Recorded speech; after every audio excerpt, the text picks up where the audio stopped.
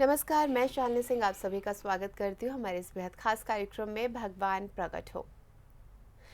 लगातार इस कार्यक्रम में हम आप तक ये आह्वान कर रहे हैं, आप तक ये बात पहुँचा रहे हैं कि आप अपने रोज़मर्रा के जीवन में आनंद के साथ इस जीवन को जीने के साथ ही साथ ईश्वर से एक और आप रिक्वेस्ट करें, एक और प्रार्थना करें कि भगवान आप प्लीज़ प्रकट हों। दोस्तों, कहते हैं कि मनुष्य योनि कई योनियों में जन्म लेने के पश्चात मिलती है और ये सर्वोत्तम योनि होती है। इसका वर्णन आपको हमारे शास्त्रों, वेदों, पुराणों में मिल जाएगा। कहते हैं कि एक व्यक्ति पूरे आनंद के साथ अपने इस जीवन को जीता है, जो भी भले उसके जीवन में थोड़ा बहुत दुख हो, खुशियां हो, गम हो, इन सब का एक सम्मिलित सा जो रूप होता है वो भी पूरी तरह से आनंद से भरा हुआ होता है। लेकिन उसके बावजूद भी पवन जी कहते हैं कि ईश्वर से वो ये प्रश्न करते हैं कि क्यों मनुष्य योनि सर्वोत्तम क्यों है। ये सवाल आपके मन में भी आता होगा कि रोज इतनी दिक्कतें मेरे जीवन में लगी रहती हैं, अरे मुझसे तो अच्छे ये जानवर हैं, ये पशु पक्षी हैं, किसी चीज़ की इनको फिक्र तो नहीं है, कम से कम एक बिल्कुल टेंशन फ्री होकर जीवन तो जी रहे हैं, लेकिन बावजूद उसके शास्त्र कहते हैं कि मनुष्य योनि सर्वोत्तम है। इसी सवाल का जवाब हम लेंगे आज अपने इस कार्यक्रम में पवन चौधरी जी से, जो लगातार हमारे साथ जुड़े हुए हैं और हमारे बहुत सारे प्रश्नों के उत्तर दे रहे हैं। आइए स्वागत करेंगे पवन जी का। आपका बहुत बहुत स्वागत है कार्यक्रम में। पवन जी, आज आपसे मैं जो सवाल करूंगी वो सवाल ऐसा है, उससे मेरा भी सरोकार है, हमारे दर्शकों का भी होगा। आपने एक प्रश्न किया है कि मनुष्य योनि सर्वोत्तम क्यों है। मैं भी यही जानना चाहती हूँ, क्यों है ये सर्वोत्तम। यहाँ पर जितना भय है, मुझे नहीं लगता कि किसी और योनि में उतना भय होगा, फिर भी सर्वोत्तम है, क्यों? जी, मैं समझ रहा हूँ आप इशारा कर रहे हैं कि हम लोगों ने एक लिखा है कि भगवान किस नज़रिए से तू ये कह रहा है कि मानव योनि सर्वोत्तम है। बिल्कुल, किस नज़रिए से तू ये कह रहा है कि मानव योनि सर्वोत्तम है। अब आपने 2-3 बातें इसमें लिखी है कि भय है, भय नहीं है, ऑल दिस थिंग्स अपने वेदों शास्त्रों में आता है कि जो 4-5 चीज़ें हैं कि भय है और जो जो जो जो क्रियाकलाप हम करते हैं वही सारे क्रियाकलाप जानवर भी करते हैं। लेकिन फिर भी मानव योनि को सर्वश्रेष्ठ कहा गया जाए। मानुष बड़े भाग मानुष तन पावा, सुर दुर्लभ सदग्रंथन गावा। तो इस तरीके से तो ये डिस्प्यूटेड नहीं है, या हमारे को भय है इसलिए हम इसमें ये कह रहे हैं कि भाई ये किस तरीके से सर्वोत्तम है कि भाई पशु पक्षी को भय नहीं है। भाई उनको भी भय है, उनको भी बहुत प्रकार का भय रहता है, उनको भी बहुत प्रकार की चिंता रहती है। अभी भूख लगी है, चारा के लिए इधर उधर घूमते हैं, सारा कुछ अपने यहाँ भी, अपने पास भी होता है, उनके यहाँ भी होता है, वो भी करते हैं। और लेकिन मानव योनि में सारे संत महात्मा कहते हैं कि ये एक भगवान तक पहुँचने की एक सीढ़ी है। इस जीवन में हम भगवान तक पहुँच सकते हैं और पशु पक्षी जो होते हैं वो सब कुछ कर सकते हैं, लेकिन कर्म योनि नहीं है। जैसे कि कई लोग एग्जाम्पल देते हैं कि खीर पशु खा सकता है लेकिन खीर बना नहीं सकता है, लेकिन मानव जो है कि वो खीर बना भी सकता है और खा भी सकता है, वो कर्म भी कर सकता है और वो कर्म को भोग भी सकता है। तो यह ईश्वर तक जाने की एक सीढ़ी है, ईश्वर तक जाने का एक माध्यम है, जो कि हमें कहते हैं 84 लाख योनियों को पार करने के बाद में, अलग अलग प्रकार की योनियां हैं, उनको पार करने के बाद में मानव योनि मिली हुई है। तो इट इज़ नॉट डिस्प्यूटेड कि ये मानव योनि सर्वश्रेष्ठ है।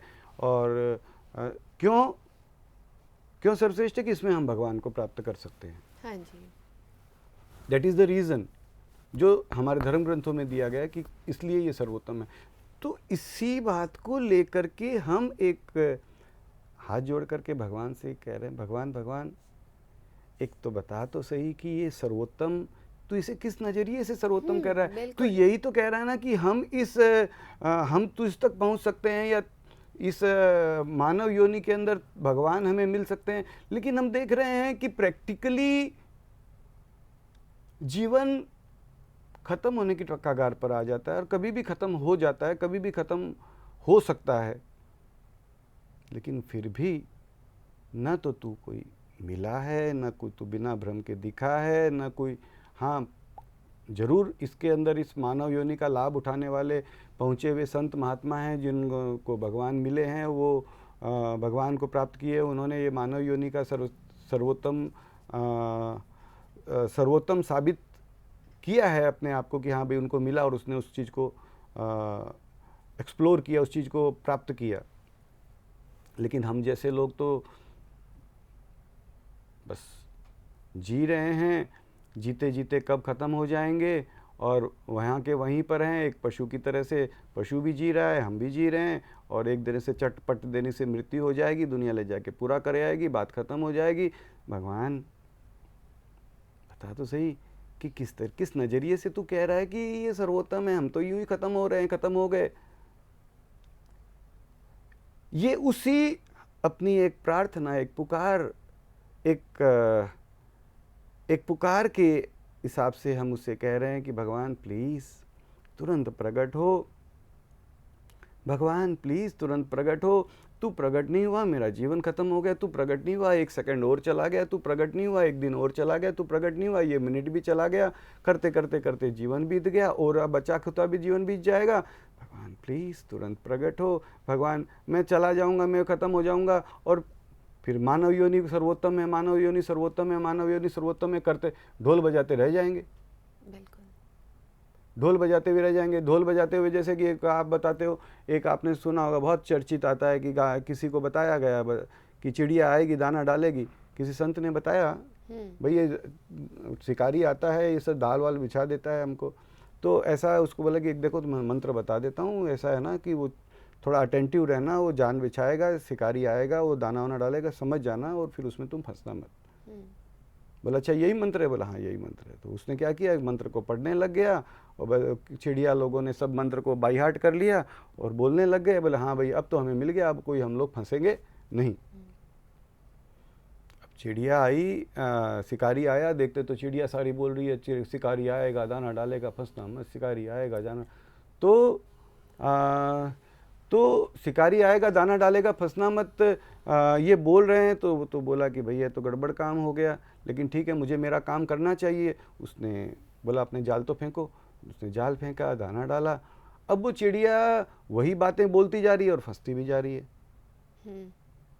तो अल्टीमेटली वो it was meaningless to them.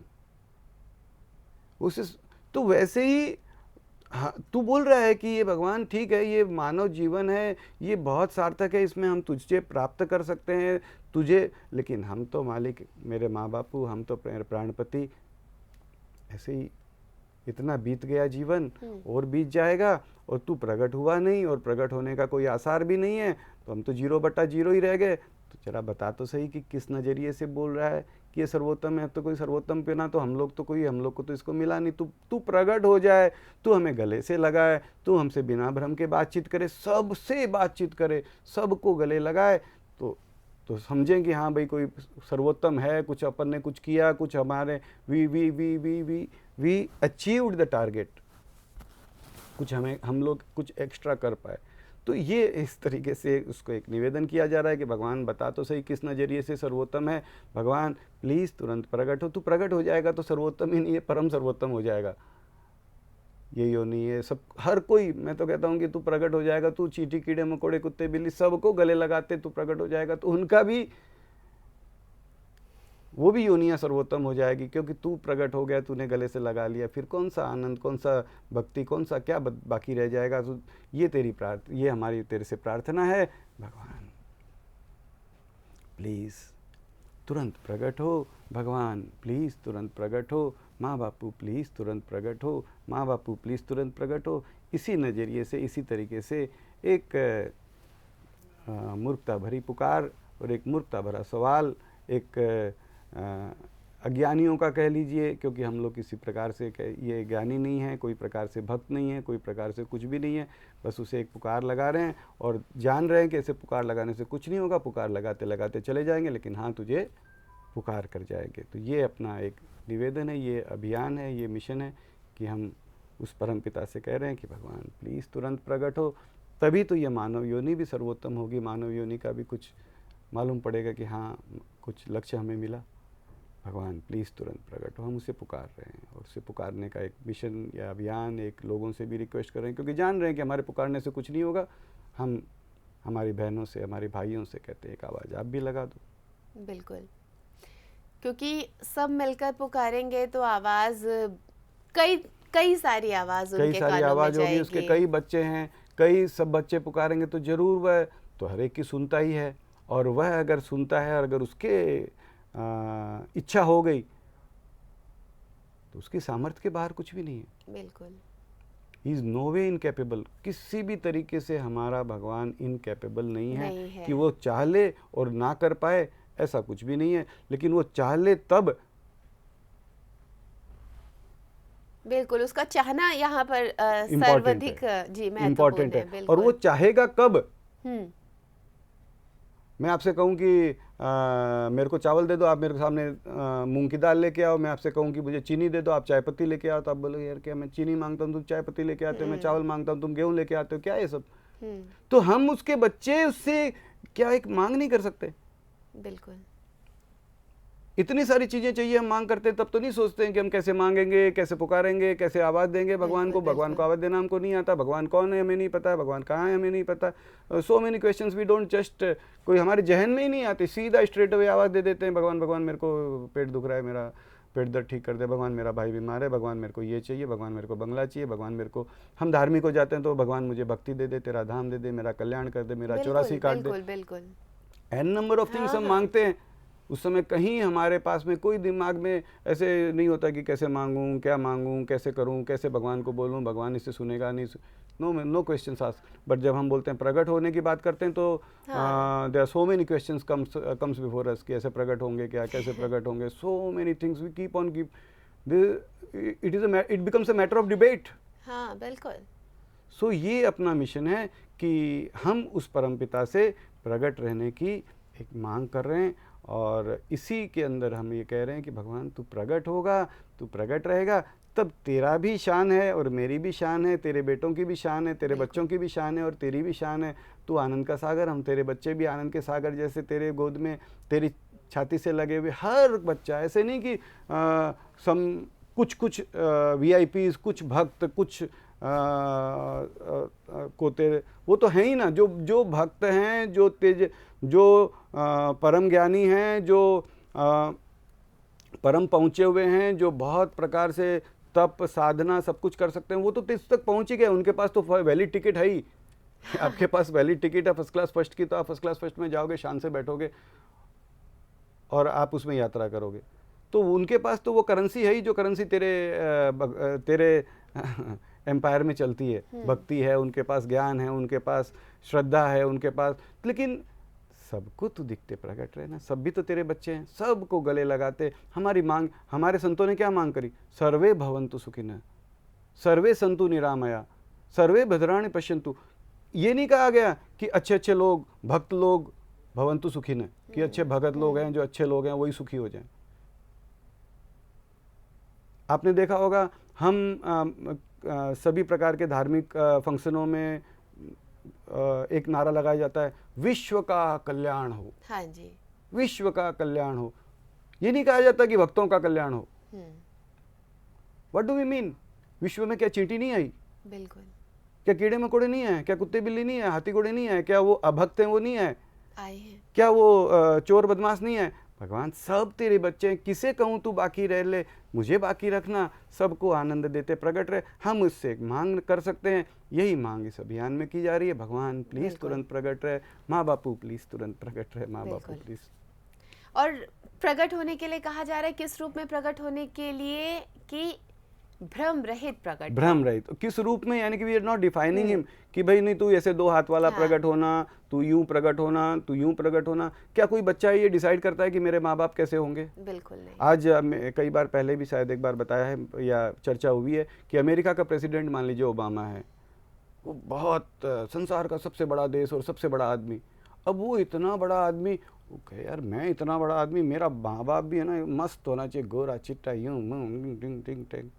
उसका बाप अफ्रीकन है। तो can we do we have the option to, बिल्कुल नहीं। क्या हम अपने पिता को डिसाइड करेंगे, हमारे माँ बाप को डिसाइड करेंगे? वह तू भगवान तू जो है जैसा है, आई डोंट, मुझे नहीं पता तू क्या है, कैसा है, कब कैसे है, तू लाल है, पीला है, प्रकाश स्वरूप है, अंधकार है, वटेवर जो भी है, तू 2 हाथ 4 हाथ वाला, मुझे पता नहीं, तू जो है भ्रम रहित प्रकट हो। तू, हाँ भ्रम रहित प्रकट हो, और तू चाहे तो हो सकता है, हो सकता है बिल्कुल, क्योंकि उसके लिए तो नामुमकिन कुछ भी नहीं है। और भ्रम रहित प्रकट करने के लिए हम लगातार प्रयास कर रहे हैं, एक आह्वान कर रहे हैं। आप भी इस आह्वान में हमारे साथ जुड़ सकते हैं और नंबर टीवी स्क्रीन पर लगातार दिखाए जा रहे हैं। आज के लिए बस इतना ही, यहीं पर आप सबसे अनुमति लेना चाहूँगी, लेकिन उससे पहले बहुत बहुत धन्यवाद करना चाहूँगी पवन जी का। नमस्कार। Thank you.